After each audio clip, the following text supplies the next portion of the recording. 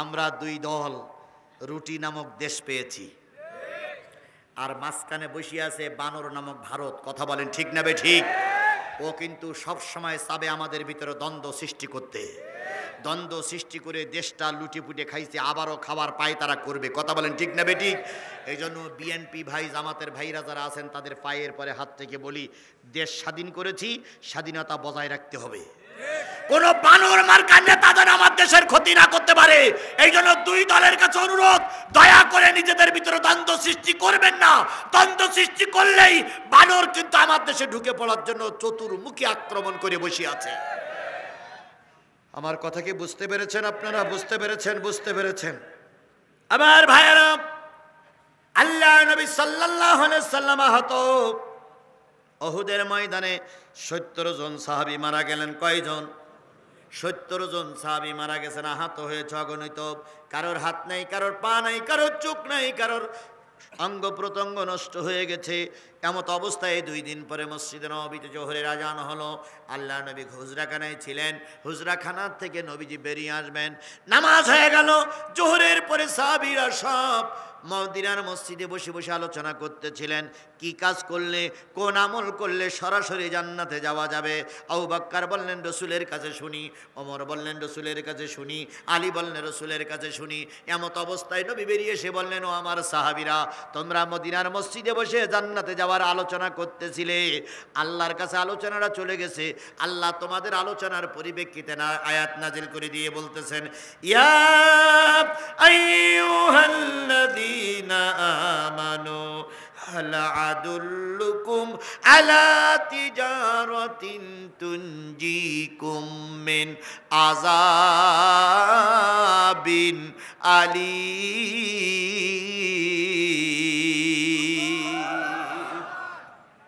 ওহে ঈমানদারেরা, তোমরা যারা মদিনার মসজিদে বসে জান্নাত খুঁজতেছিলে, আমি কেমন একটা কথা বলে দেব না, এমন একটা আমলের কথা বলে দেব না, যেই আমলটা করলে কেউ দোজখে যাবা না, কঠিন আযাবে ভোগবা না, সবাই যাবা আল্লাহর জান্নাতে। তাহলে সেই আমলটার কথা আমি এখন বলবো। আমরা দোজখে যেতে চাই না ভেস্তে যেতে চাই? সবাই মিলে হাত তুলে বলুন তো আমরা কোথায় যেতে চাই? আর একটু জোরে বলেন, ভেস্তে যেতে চান না দোজখে যেতে চান? 1 নম্বর। 2 নম্বরে যারা উঠে যাচ্ছেন বা উঠে গেছেন, অথবা যারা রাস্তায় আছেন অথবা দোকানে আছেন, বুকে হাত দিয়ে বলুন তো আপনার পরিবারের কোনো লোক কি কবরে যায়নি? যারা চলে গেলেন, ভাই আপনার পরিবারের কোনো লোক কি কবরে যায়নি? এত বড় বিশাল মানুষকে নিয়ে দোয়া করার সময় কি আপনার জীবনে কখনো পেয়েছেন আপনি? আজকের এই মাহফিলে দোয়া করলে আল্লাহ দোয়া ফিরাইয়ে দেবে না। আল্লাহ রসুল বলেছেন 3 ব্যক্তির দোয়া ফিরত যায় না। 3 ব্যক্তির দোয়া আল্লাহ ফিরত দেয় না। তার ভিতরে 1 নম্বর হলো মুসাফির। আচ্ছা বলুন তো, আমি যে মুসাফির এর ভিতরে কোনো সন্দেহ আছে? এই মুসলমান কথা বলেন, আমি যে মুসাফির এর ভিতরে কোনো সন্দেহ আছে?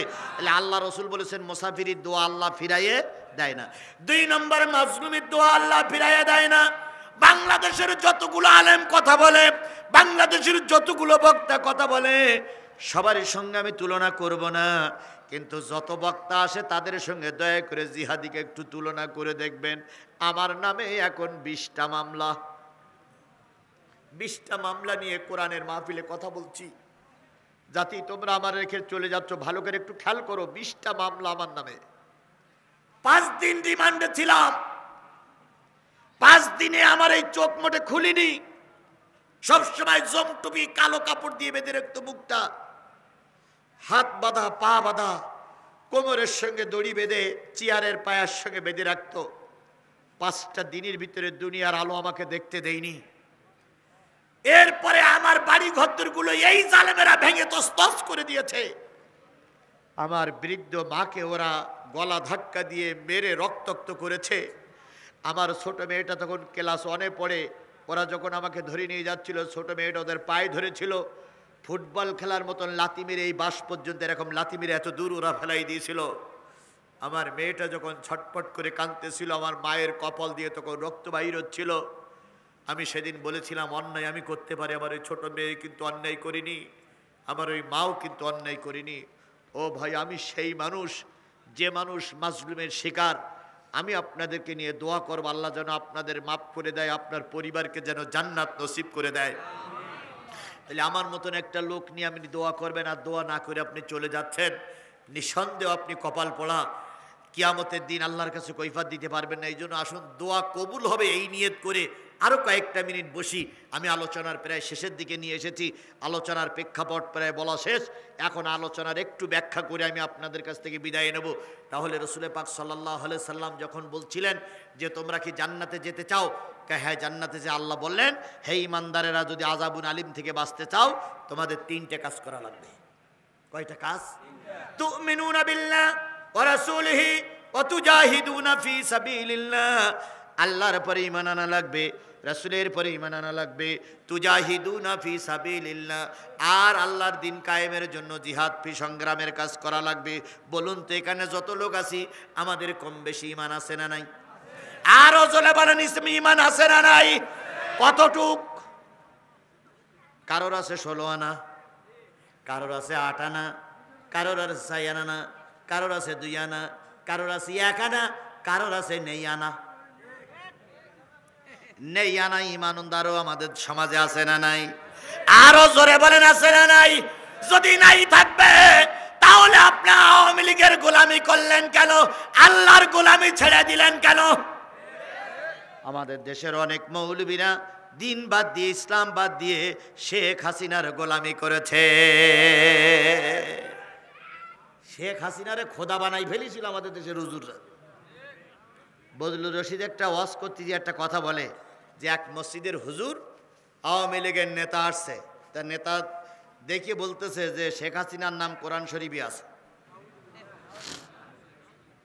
এমপি সাহেব বলতে শেখ হাসিনার নাম কোরআন শরীফ আছে, এ তো জীবনেও শুনিনি। বজলুর রশিদই রস বলো, শেখ হাসিনার নাম কোরআন শরীফ জীবনেও তো শুনিনি।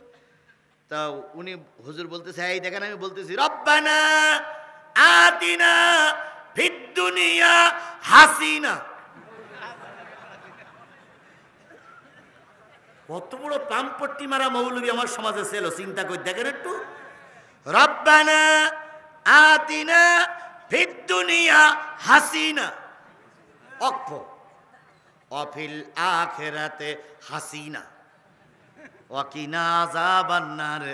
এমপি সাহেব বলতেছে, হুজুর আজকে আমার বাড়ি আপনার দুপুরবেলা দাওয়াত, দাওয়াত খাওয়ার পরে হুজুর 5000 টাকা নিয়ে আসতে যার। এমপি বলতেছে, হুজুর এরকম আয়াত আমার বাবা জন্মেও শুনিনি। বলুন তো এরকম মৌলবী আমাদের দেশে ছিল কি ছিল না? আরো জোরে বলেন, ছিল কি ছিল না? কিন্তু পাম্পট্টি দিতে যে অনেক মৌলবী আবার ধরাও খাইছে। ওলামা লীগের এক মৌলবী দোয়া করতেছে, আল্লাহ মুজিবারকে যারা মেরেছে, মুজিবারের পরিবারের লোকদেরকে যারা মেরেছে, আয় আল্লাহ সপরিবারকে যারা মেরে দিয়েছে, আমি আল্লাহ দোয়া করতেছি যারা মেরেছে সবাইকে আল্লাহ তুমি জান্নাত দিয়ে দাও। পাম্পট্টি মারা মৌলবী ধরা খেয়ে গেছে, বলবে আল্লাহ মুজিবারকে যারা মেরেছিল তাদের জাহান্নামে দাও, কিন্তু দোয়া বেরিয়ে গেছে মুজিবারকে যারা মেরেছে সবাই যেন জান্নাতে যায়। এসপি সাহেব গুতা দিয়ে কয়, হুজুর কয় গুতা দেন কারণ দোয়া তো ঠিকই আছে। কয় আপনি বলতেছেন মুজিবারকে যারা মেরেছেন তারা জান্নাতে, কয় ঠিকই তো আছে, জান্নাতে যাক তো আপনার সমস্যা কি? ওই হুজুর আপনি কাঁদ তো। এরকম মৌলবী আমাদের দেশে ছিল কি ছিল না? আরো জোরে বলেন, ছিল না ছিল না? আজও অনেক মৌলবী আছে যেই মৌলবী গুলো এখান থেকে 15 বছর আগে একটাও সত্য কথা বলেনি, এখন মঞ্চে উঠলি মনে হয় ওরাই রাজমিস্ত্রি আর আমরা জোগাড়িয়ে। এমন এমন আজগুবি কথা বলে মনে হয় ওরাই বাংলাদেশের সব, আমরা মনে হয় কিছুই ছিলাম না। ফরিদউদ্দিন মাসুদির মতন লোক, তারপরে আর একজন হলো আপনি জান্নাতি কফিলউদ্দিন। এই সমস্ত হুজুরগুলো আমাদের সমাজে ছিল, কথা বলেন ঠিক না বেঠিক? আমার ভাইয়েরা, যে জিনিসটা বুঝাতে চাচ্ছিলাম সেটা হলো আল্লাহর পরে ঈমান আনো। ঈমান আমাদের কম বেশি অবশ্যই আছে। রাসূলের পরে মহব্বত করো, রাসূলের পরে ঈমান আনো, এ মহব্বতটা আমাদের আছে। আমি কোন যুদ্ধের নাম বলতেছিলাম? অহুদের যুদ্ধের কোন যুদ্ধের কথা বলতেছিলাম? অহুদের যুদ্ধের আগে কয়শো লোক নিয়ে কেটে পড়ল? কোন লোক? আব্দুল্লাহ ইবনে উবাই ইবনে সুলুল, একজন টুপিওয়ালা। আল্লাহ নবীর মনটা খারাপ হয়ে গেল। নবীজি মদিনার মসজিদে ঢুকলেন। নবীজির চেহারাটা মলিন। সাহাবীরা জীবনের সব কিছু সহ্য করতে পারত, কিন্তু নবীজির চেহারা মলিন হলে সাহাবীরা কখনো সহ্য করতে পারত না। 700 সাহাবী সব মসজিদে ডুকরে ডুকরে কাঁদতেছে। হযরত ওমর জি বলেন, ইয়া রাসূলুল্লাহ, মুখটা মলিন, তাকাই দেখেন সাহাবীরা সব কাঁদতেছে। ইয়া রাসূলুল্লাহ, মদিনার যুবতীদের ঘরে যখন কোনো খাবার না থাকে, ছোট ছোট বাচ্চাগুলো যখন কান্নাকাটি করে, ওই বাচ্চাগুলো মদিনার মসজিদে পাঠিয়ে দেওয়া হয়। আপনার চেহারার দিকে তাকিয়ে তাকিয়ে ওরা আপনার আলোচনা শোনে। 2 দিন 3 দিন 4 দিন পরে মা এসে বলে, কলিজার মানিক সন্তান রে, মসজিদ থেকে বেরিয়ে আয়, ঘরে খাওয়ার ব্যবস্থা হয়েছে। ওই বাচ্চাগুলো দরজায় এসে মার 2 গালে 2 চুমা দিয়ে বলে, আম্মু ফিরে যাও, রুটি খেজুরের দরকার নেই। নবী মুহাম্মাদের চেহারার দিকে তাকাইলে পেটে ক্ষুধা থাকে না। হযরত আনাস ইবনে মালিক রাদিয়াল্লাহু তাআলা আনহু বলেছেন, আমি পূর্ণিমার রাত্রিতে নবীর পাশে বসে থাকতাম। মাঝে মাঝে আকাশের চাঁদের দিকে তাকাতাম, নবীজির চেহারার দিকে তাকাতাম। আমি চাঁদের দিকে, চাঁদের ভিতরে কলঙ্কের দাগ পেয়েছি, সব পেয়েছি, কিন্তু রাহমাতাল লিল আলামিন নবীর চেহারায় কোনো কলঙ্কের ছাপ আমি পাইনি। সেই নবী, সেই নবী, সেই নবী। হযরত আয়েশা বর্ণনা করেছেন, রাষ্ট্রের কাজ সেরে নবী ঘরে ফিরতেন। ফেরার পর নবীকে খাওয়াই দিতাম, কম্বল মুড়ি দিয়ে নবীরে শোয়াই দিতাম। ঘরে লণ্ঠন জ্বালিয়ে আমি নবীর ছেঁড়া কাপড়গুলো সেলাই করতাম। কখন জানি লণ্ঠনের তেল ফুরায় যেত, লণ্ঠনটা নিভে যেত, আমার হাতের সূচও পুড়ে যেত। আমি চিন্তা করতাম, নবীজির এখনো তো কাপড় সেলাই করা হয়নি, কিভাবে সেলাই করবো এই চিন্তা করে আমি চিন্তা করতাম, এখন আলো পাবো কই। হযরত আয়েশা বর্ণনা করেছেন, নবী কম্বল মুড়ি দিয়ে শুয়ে আছেন অন্ধকার রাতের ভিতরে, আমি নবীর চেহারার থেকে কম্বলটা সরাইয়ে দিয়েছি। এই চেহারায় আলোকময় ঘর আমার আলোকিত হয়ে গেছে, অন্ধকার ঘর আলোকিত হয়ে গেছে। সেই আলোয় আমি আমার হারানো সুজ খুঁজে পেয়েছি। নবীর ভালোবাসা যেমন তেমন নয়, সেই নবীর চেহারাটা মলিন। ওমর বলেন, ইয়া রাসূলুল্লাহ, হুকুম করেন, কে আপনার মনে কষ্ট দিয়েছে? নবী বললেন, তোমরা কি শুনুনি 300 লোক নিয়ে এক মৌলবী কেটে পড়েছে। সাহাবীরা শুনে আশ্চর্য হয়ে গেলেন, কোন মৌলবী? যে মৌলবী নবীর পিছনে দাঁড়িয়ে নামাজ পড়েছে, যে নবীর পিছনে দাঁড়িয়ে তাকবীর দিয়েছে, যেই মৌলবী নবীর পিছনে দাঁড়িয়ে স্লোগান দিয়েছে, যেই নবীর পিছনে দাঁড়িয়ে কি বলে, যেই মৌলবী নবীর পিছনে দাঁড়িয়ে ঘোষণার কাজ করেছে, যেই নবী আসার পর ময়দান পরিষ্কার করে, বালু পরিষ্কার করে নবীকে বসতে দিয়েছে, সেই মৌলবী আজকে কয়শো লোক নিয়ে কেটে পড়েছে? 300 লোক নিয়ে কেটে পড়েছে। পিছনে একজন জীর্ণ শীর্ণ কাপড় পরিহিত একটা লোক ছিলেন। তিনি বললেন, ইয়া রাসূলুল্লাহ, আমি বড় গরিব মানুষ, আমি বড় দুর্বল মানুষ, আমার তেমন ক্ষমতা নেই, পাওয়ার নেই, তবে আপনি যদি অনুমতি দেন, মদিনার একটা যুবক আছে, এই যুবকটার নাম আমি বলতে পারি, ওই যুবক যদি কালেমাওয়ালা হয়ে যায়, আমার বিশ্বাস মুসলমানরা অনেকটা উপকৃত হবে। নবীজি মাথাটা উঁচু করে বললেন, ও গরিব সাহাবী, সেই যুবকের নাম বলো। আমি কিন্তু বুখারীর হাদিস বলতেছি, বানানো কথাই মাদ্রাসায় বলার জন্য আসি নাই। আল্লাহর নবী বললেন, সেই যুবকের নাম বলো। উনি দাঁড়িয়ে বললেন, সেই যুবকটার নাম হলো আমর বিন সাবেদ। সাবেদ পরিবারের একটা যুবক আছে, বয়স তার 25, নাম হলো আমর। এই যুবকটা যদি কালেমা পড়ে, মুসলমানদের হাত অনেক শক্তিশালী হয়ে যাবে। সব লোকের দিয়ে সব কাজ হয় না, কথা বলেন ঠিক না বেঠিক? বাংলাদেশ ইসলামী ছাত্র শিবিরের অনেক কেন্দ্রীয় সভাপতি আমরা পেয়েছি, তবে মাসুদ বলে একটা সভাপতি এখন ঢাকার উত্তরে না দক্ষিণের আমির। এই যে মাসুদ, কি মাসুদ জানো? শফিকুল ইসলাম মাসুদ, শফিকুর রহমান মাসুদ। এই শফিকুর রহমান মাসুদের মতন জালালি নেতা আমরা ছাত্র শিবিরের থেকে পাইনি। বাংলাদেশ স্বাধীনের পর থেকে বাংলাদেশ স্বাধীনের পর থেকে অনেক বক্তার আওয়াজ আমরা শুনেছি, আল্লাহর কসম আল্লামা সাঈদীর মতন আকর্ষণীয় তাফসীর বাংলাদেশে কেউ করতে পারেনি। কোথায় আজারি, কোথায় শাইখুল হাদিস আল্লামা আজিজুল হক, কোথায় মুফতি শফি? এরা এই আল্লামা সাঈদীর ধারে কাছেও আসতে পারবে না। সুতরাং সবাই দিয়ে সব কাজ হয় না। আল্লাহ নবী বললেন, আল্লাহ রসুলের সাহাবী সামনে এসো। লোকেশন নিলেন। পরের দিন নবীজি একা একা ফজরের নামাজ পড়ে চলে গেলেন সেই যুবকের বাড়ি। যেয়ে দেখে যুবক ঘুমোচ্ছে। সারা রাত্রি মাস্তানি করে, সারা রাত্রি গুন্ডামি করে এখন ঘুম পড়েছে। যুবকের বাড়িতে আছে তার একটা মা ছাড়া আর কেউ নাই। ঘোড়াশালায় ঘোড়া আছে, হাতিশালায় হাতি আছে, উটের ঘরে উটি আছে, উট দুম্বা আছে, বিরাট কারখানা আছে, কিন্তু যুবক আর যুবকের মা ছাড়া আর বাড়িতে কেউ নাই। মায়ের বয়স 80 পার হয়ে গেছে। আল্লাহর নবী পিছন দিক থেকে যেয়ে ওই বুড়ি মারে দেখতেছে, মা মা, ও মা, মা। বুড়ি তখন বলতেছে, কে বাবা, বাড়ি কোথায়? কয় বাড়ি মক্কায়। কয় বুঝেছি তুমি আমার ছেলেরে ভাড়া করবা বলে আইছো, কিন্তু আমার ছেলে এখন ভাড়া খাটতে যাবে না, ঘুমোচ্ছে। নবীজি বলতেছে বুড়িমা, নবীজির ভালোবাসার কথাই বলতেছে। নবীজি বলতেছে বুড়িমা, আমি আপনার কাছে ছেলের সঙ্গে একটু দেখা করার অনুমতি চাই। বুড়ি বললেন, না না না, অনুমতি হবে না, সারা রাত ভাড়া কেটেছে, গুন্ডামি করেছে, এখন আর অনুমতি হবে না। নবীজি বললেন, বুড়িমা একটিবার আমার দিকে একটু তাকাও। বুড়ি বলতেছে, তাকাই কোনো লাভ হবে না, আমার ছেলে ভাড়ায় যাবে না। আল্লাহ নবী বললেন, মা ভাড়ায় যাক আর না যাক তুমি আমাকে একটু দেখো। বুড়ি অনেক কথার পর নবীজির দিকে তাকালেন। একবার মাথার দিকে তাকায়, একবার পায়ের দিকে তাকায়, একবার পায়ের দিকে তাকায়, একবার মাথার দিকে তাকায়।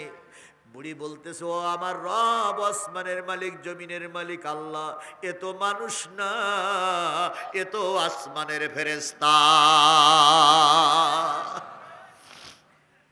বুড়ি সূর্যের দিকে তাকায়, নবীর চেহারার দিকে তাকায়।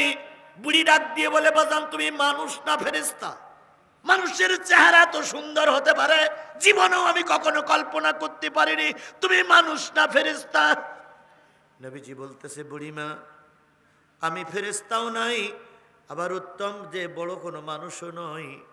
আমি হলাম আব্দুল্লাহর বেটা, আমেনার গর্ভের থেকে আসা দুনিয়ার একজন মানুষ, মুহাম্মাদুর রাসূলুল্লাহ সাল্লাল্লাহু আলাইহি ওয়াসাল্লাম।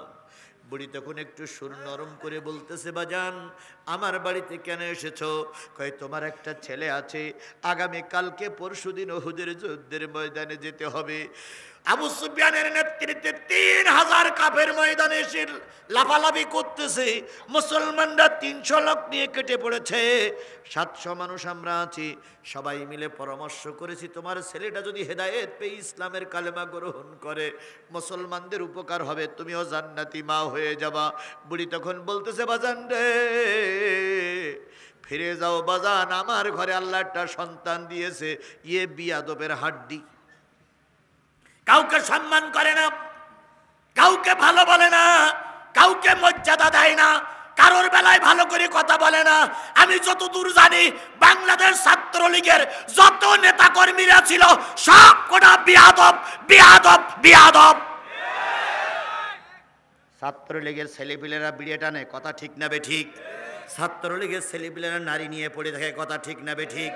সিরাজগঞ্জের মুসলমানদের কাছে চ্যালেঞ্জ করে গেলাম একটা জিনিস, শিবিরের সাথী, শিবিরের সদস্য, ঘোষিত কর্মী, 3টা পদের কথা বললাম, শিবিরের সদস্য, শিবিরের সাথী, শিবিরের ঘোষিত একটা কর্মী, সাধারণ কর্মীর কথা বলবো না, এই 3টা পদের কর্মী হয়েছে, সাথী হয়েছে, সদস্য হয়েছে। এরকম শিবিরের একটা ছেলে আপনারা দেখাই দিবেন যে মানুষের সামনে বিড়িয়ে খেয়েছে। চ্যালেঞ্জ করলাম, দেখাই দেন একটা দেখান আপনি। শিবিরের সাথী সদস্য 5 ওয়াক্ত নামাজ পড়ে না, একটা দেখাই দেন, একটা দেখান। তাহলে ছাত্রলীগের ছেলেরা গুন্ডামি করে, নারী নিয়ে পড়ে থাকে, তারপরে গাঁজা খায়, মদ খায়, সেখানে বাংলাদেশ ইসলামী ছাত্র শিবিরের ছেলেরা ভদ্র, তারা কি বলে 5 ওয়াক্ত নামাজি, কোরআন তেলাওয়াত করে। এদেরকেও আবার বলা হয় রক্কাটা। মিথ্যার কত দূর পর্যন্ত যাবেন? বুড়ি বলতেছে, বাজান রে, আমার ছেলে একটা গুন্ডা, মদ টানে, গাঁজা টানে, এখন যদি তোর সামনে আসে তোরে মেরে বসবে। নবীজি বললেন, বুড়িমা একটু ডেকে দাও, একটু কথা বলে যাই। অমান আহসানু কওলাম মিম্মান দাআ ইলাল্লাহ, তার কথা সেই উত্তম কথা আর কার হতে পারে যে মানুষকে কোন দিকে ডাকে? আল্লাহর দিকে ডাকে। আমি আল্লাহর দিকে ডাকতে এসেছি, একটু ডেকে দাও। বুড়ি বললেন, বাবা তোর হাতে ধরি পায়ে ধরি, ফিরে যা, যদি গুন্ডা জেগে যায় তোমার মতন সম্মানিত লোকের অসম্মান করবে, তুমি চলে যাও। নবীজি মন খারাপ করে চলে যাচ্ছে। বুড়ি নবীজির পিছনে পিছনে যে যত দূর দেখা যায় টিলার পরে দাঁড়িয়ে চোখের পানি ফেলায় কাঁদতেছে আর বলতেছে, আল্লাহ, এই লোকটা কখনো মানুষ খুন করতে পারে না। ও আমার রব, এই লোকটা কখনো মানুষ হত্যা করতে পারে না। কথা বলেন, কথা বলেন, কথা বলেন, কথা বলেন। দুই নেতার পরিচয় দেই। ফখরুল ইসলাম আলমগীর বিএনপির সেক্রেটারি জেনারেল, তারেক জিয়াও নেই, খালেদা জিয়া এখনো সুস্থ হয়ে ফিরে আসেনি। সমস্ত দায়ী দায়িত্ব পালন করছে কে? ফখরুল ইসলাম আলমগীর। সেদিন কোন জনসভায় ঠেলাঠেলি করতে যেয়ে এক কর্মী ওনার ঘাড়ের পরে পড়িস, মেরিছে এক থাবা। দেখেছেন আপনারা সে ছবিটা? দেখেছেন? দেখবেন, যদি না দেখে থাকে আজকে দেখবেন। পক্ষান্তরে বাংলাদেশ জামাত ইসলামের আমির ডাক্তার মোহাম্মদ শফিকুর রহমান, আমি আবারও বলছি, কারোর পক্ষে বিপক্ষ বলছি না, শুধু মানুষকে সচেতন করার জন্য বলছি। বাংলাদেশ জামাত ইসলামের আমির ডাক্তার মোহাম্মদ শফিকুর রহমান এক সমাবেশে গেছে। যাওয়ার পরে দেখতেছে একটা প্রতিবন্ধী ছেলে, এটা প্রতিবন্ধী বাচ্চা, প্রতিবন্ধী ছেলে ডাক্তার সাহেবের সঙ্গে সাক্ষাৎ করার জন্য খুব খোড়াই খোড়াই আসতেছে, সবাই সঙ্গে কুলি বাঁধতেছে না। উনি দাঁড়ায় গেলেন, প্রতিবন্ধী ছেলেটারে কাছে ডাকলেন, বুকের ভিতরে জড়াই ধরে গালে একটা চুমো দিলেন, কপালে একটা চুমো দিয়ে বলতেছে, বাজান, তুমিও আল্লাহর সৃষ্টি জীব মানুষ, আমিও মানুষ, তোমাকে আল্লাহ একটু প্রতিবন্ধী করেছে, কিন্তু তোমার মর্যাদা আল্লাহর কাছে বেশি হবে তুমি যদি ইমানদার হও। দুইজন কিন্তু নেতা। এক নেতা পথের মানুষকে কুড়িয়ে কি করতেছে, গালে চুমা দিচ্ছে, আর এক নেতার ঘাড়ের পরে পড়েছে, রাগ করে মানুষকে মারতেছে। দুইজন নেতা। তাহলে বুঝে নেন কোন নেতা যদি ডাক্তার শফিকুর রহমানের মতন নেতা আগামী নির্বাচনে আমরা দেশের প্রধানমন্ত্রী বানিয়ে দিতে পারি। ও বাংলার জনগণ, হিন্দু মুসলমান, তোমরা 18 কোটি মানুষ নির্ভয়ে ঘরে ঘুমায় থাকবা, কোন অত্যাচারী আর অত্যাচার করতে পারবে না।